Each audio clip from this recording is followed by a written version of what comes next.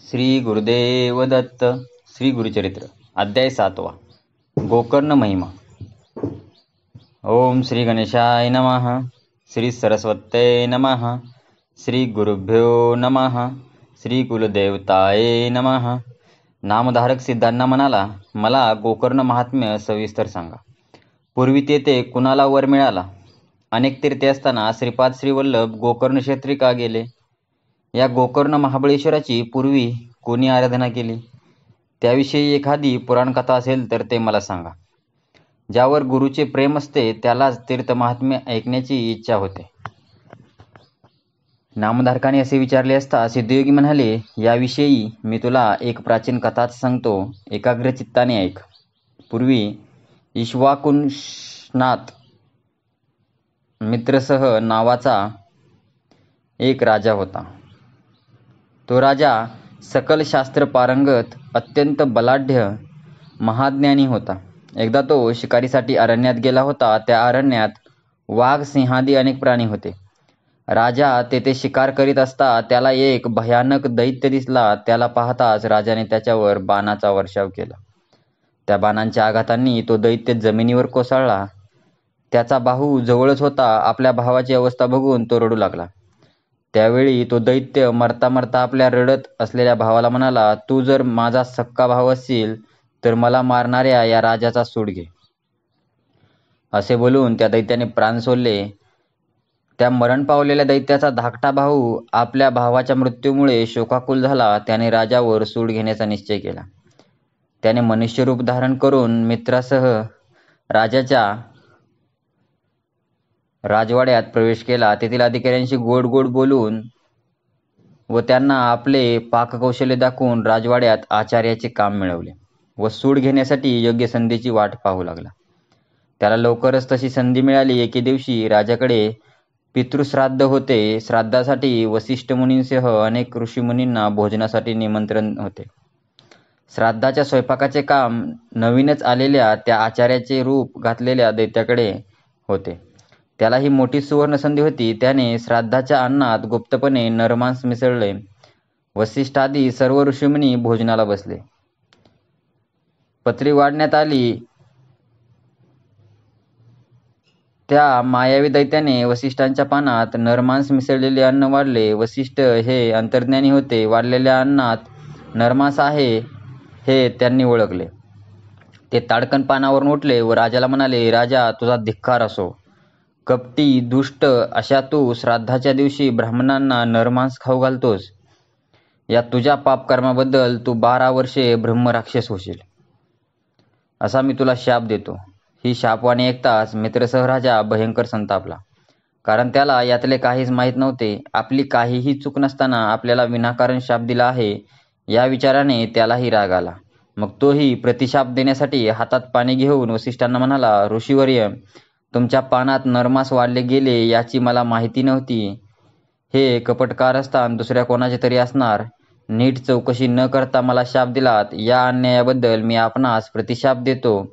असे म्हणून त्याने तळहातावर पाणी घेतले. तेव्हा त्याच्या पत्नीने मदयंतीने त्याला रोखले. ती म्हणाली, नाथ, तुम्ही हे काय करीत आहात? स्वतःला आवरा. गुरूंना शाप देण्याचा तुम्हाला अधिकार नाही. हे पाप करू नका. आता जे घडेल ते घडले. आता त्याचे पाय धरून उशाप मागा. यातच तुमचे भले आहे. मदयंतीने असे सांगितले असता राजा भानावर आला. पण हातातील शापोदक कुठे टाकायचे ते जमिनीवर टाकले तर नापीक झाली असती. म्हणून त्याने तो शापोदक आपल्या पायावर टाकले. त्यामुळे राजाचे नाव कल्माशपाद असे झाले. मदयंती वसिष्ठांच्या पाया पडून म्हणाली, ऋषीवर्य, माझ्या पतीवर दया करा. त्यांना उशाप द्या. यामुळे शांत झालेले वसिष्ठ राजाला म्हणाले, राजा, हा शाप तू 12 वर्ष भोगशील. त्यानंतर तू पूर्वीसारखा होशील. असा उशाप देऊन वसिष्ठ निघून गेले. वसिष्ठांच्या शापाने मित्रसह राजा ब्रह्मराक्षस होऊन वनात फिरू लागला. तो पशुपक्ष्यांची, मनुष्यांची हत्या करून त्यांचे मांस खाऊ लागला. त्याची भूक कधीच संपत नसे. एके दिवशी भुकेने कासावीस झालेला तो वनात भटकत असता त्याला एक ब्राह्मण जोडपे दिसले. त्याने त्या दोघांपैकी ब्राह्मणाला पकडले. त्याला आता राक्षस ठार मारून खाणार हे पाहून त्याची पत्नी शोक करीत त्या ब्रह्मराक्षसाला विनवणी करीत म्हणाली, कृपा करून माझ्या पतीला सोडा. त्याला मारून मला विधवा करू नकोस. अरे तू राक्षस नाहीस, शापित आहेस. अरे तू अयोध्येचा राजा आहेस. माझ्या पतीला जीवदान दे असे तिने अनेक वार विनवले, पण त्या राक्षसाने त्या ब्राह्मणाला तर मारून खाऊन टाकले. राक्षसाचे कृत्य बघून ती ब्राह्मण स्त्री भयंकर संतापली. ती सती गेली. जाताना तिने ब्रह्मराक्षसाला शाप दिला, दुरात्म्या, तू माझ्या पतीला ठार मारून अनाथ केलेस. या अपराधाबद्दल मी तुला शाप देते. तू शापमुक्त होऊन जेव्हा घरी जाशील तेव्हा पत्नीशी समागम करताच तुला मृत्यू येईल. होता होता 12 वर्षे संपली. वसिष्ठांच्या शापातून मुक्त झालेल्या राजाला आपले मूल स्वरूप प्राप्त झाले. तो आपल्या घरी गेला. सर्वांना आनंद झाला, परंतु त्या ब्राह्मण पत्नीने दिलेला शाप आठवून राजा अगदी बेचैनी झाला. तो मोठ्या काळजीत पडला. त्याला अन्नपाणी गोड लागेना. मध्यंतरीने त्याला अस्वस्थ होण्याचे कारण विचारले, तेव्हा राजाने सगळी हकीकत तिला सांगितली. ती ऐकून राणीला मोठाच धक्का बसला. आता आपल्याला पतिसुख मिळणार नाही, आपला वंश वाढणार नाही, अशा विचाराने ती अतिशय दुःखी झाली.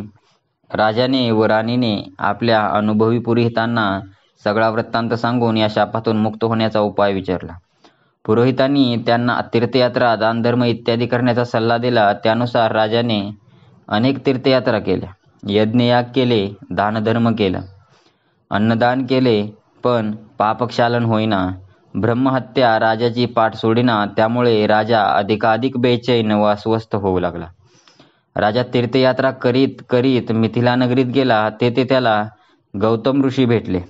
राजाने त्यांच्या पाया पडून स्वतःचा परिचय सांगितला व ब्रह्महत्येच्या पातकाची सगळी माहिती सांगितली.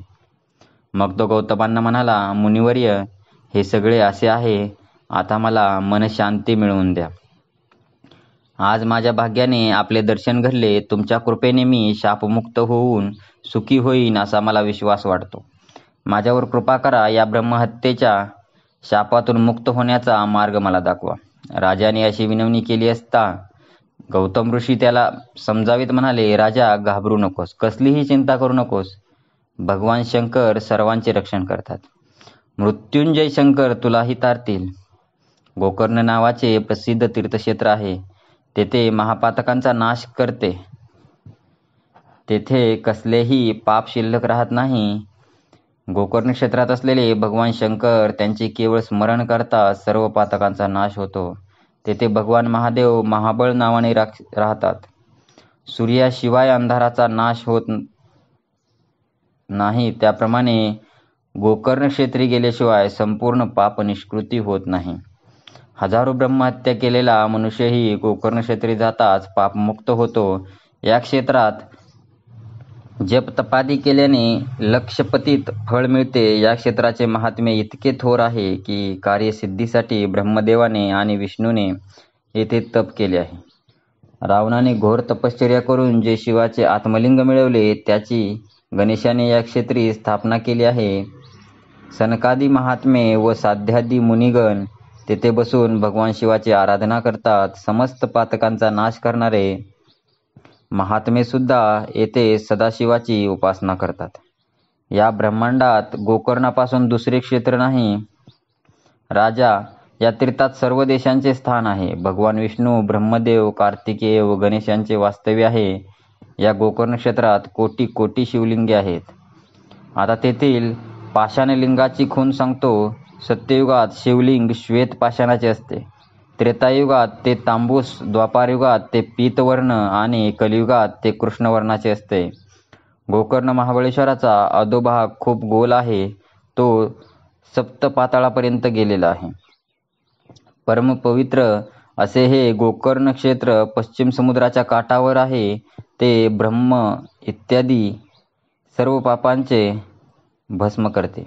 तेथे शुभ दिवशी अर्चना करणारे वरती रुद्ररूप होतात. जो कोणी गोकर्ण क्षेत्री जाऊन भगवान शिवाची पूजा करतो ब्रह्मपदाला जातो. रविवारी, सोमवारी व बुधवारी जेव्हा अमावास्या येते तेव्हा तेथे केलेले समुद्रस्नान, शिवपूजन, पितृतर्पण, अन्नदान, होम हवन अनंत फळ देणारे होते. शिवरात्रीला शिवलिंग व बिल्वपत्र यांचा सुयोग दुर्लभ आहे. अशा रीतीने गोकर्ण क्षेत्र हे श्रेष्ठ महात्म्य असलेले अत्यंत दुर्लभ असे शिवतीर्थ आहे. अशा या क्षेत्री शिवरात्री उपवास, जागरण, भगवान सदाशिवाजवळ निवास या सर्वांचा सुयोग म्हणजे शिवलोकाला जाण्याचा सोपान उपाय. अशाप्रमाणे गौतम ऋषींनी मित्रासह राजाला गोकर्ण तीर्थक्षेत्राचे महात्म्य सांगितले असता त्याने विचारले, ऋषीवर्य, आपण हे जे गोकर्ण महात्म्य मला सांगितले त्याचा अनुभव पूर्वी कोणाला आला होता का? आपणास जर किंवा आपण प्रत्यक्ष काही पाहिले असेल तर त्याविषयी एखादी कथा असेल तर कृपा करून मला सांगा. राजाने असे विचारले असता गौतम ऋषी म्हणाले, राजा, या गोकर्ण क्षेत्री शिवरात्रीला महोत्सव असतो. चारही वर्णातील अनेक लोक येथे येतात व भगवान महाबळेश्वर शिवदर्शनाने कृतकृत्य होतात. एकदा शिवरात्रीच्या दिवशी मी सुद्धा गोकर्ण क्षेत्री गेलो होतो. दुपारची वेळ होती. आम्ही एका वृक्षाखाली बसलो होतो. त्यावेळी पूर्वजन्मी अनेक पापे केलेली आणि म्हणून अनेक व्याधींनी जर्जर झालेली एक मरणासन अशी चांडाळ स्त्री आम्ही पाहिली. ती वृद्ध, अंध व महारोगाने ग्रासलेली होती. तिच्या सर्वांगाला क्षते पडली होती. त्यात कृमी पडलेले होते. जखमातून रक्त व पू वाहत होता. सर्व शरीर दुर्गंधीने भरलेले होते. त्यातच तिला क्षय झाला होता. शरीरावर धड वस्त्रे नव्हते. ती विधवा होती. तिने केशवपन केले होते. तिच्या पोटात अन्नाचा कणही नव्हता. तहानभुकेने ती कासावीस झालेली होती. तिला धड चालताही येत नव्हते. क्षणाक्षणाला जमिनीवर पडत होती. अशा अवस्थेत ती एका वृक्षाच्या सावलीत येऊन पडली. थोड्याच वेळाने तिने प्राणत्याग केला. त्याच वेळी आम्हाला एक प्रसंग दिसला. अचानक शिवलोकातून एक दिव्य विमान खाली आले. त्यातून 4 शिवदूत उतरले. ते अत्यंत तेजस्वी बलवान होते. त्यांच्या हातात शस्त्रे होती. सर्वांगाला भस्म लावलेले होते.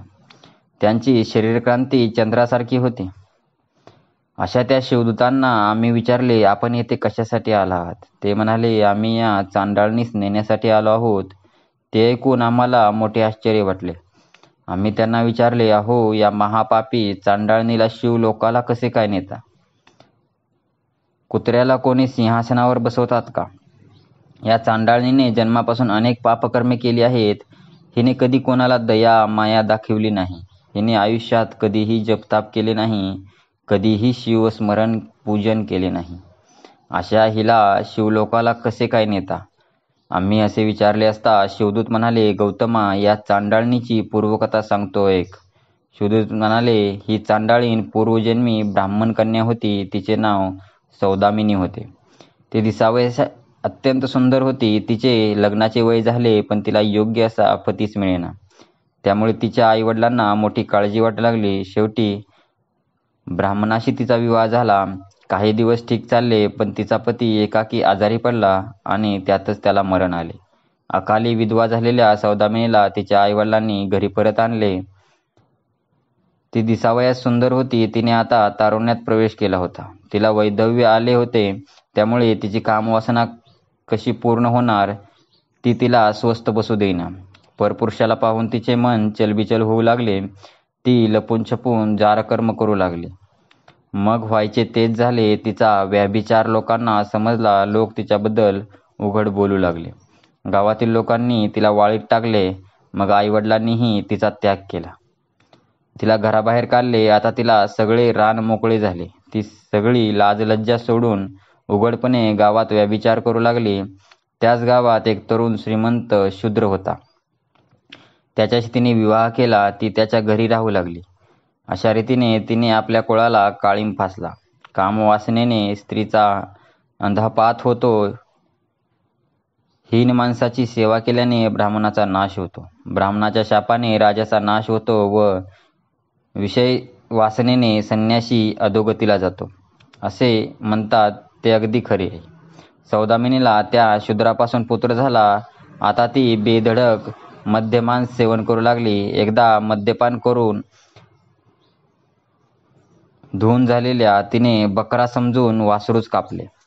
त्या वासराचे मुंडके दुसऱ्या दिवसासाठी म्हणून शिंक्यात ठेवले. मग त्या वासराचे मांस काढून ते शिजवून खाऊ घातले.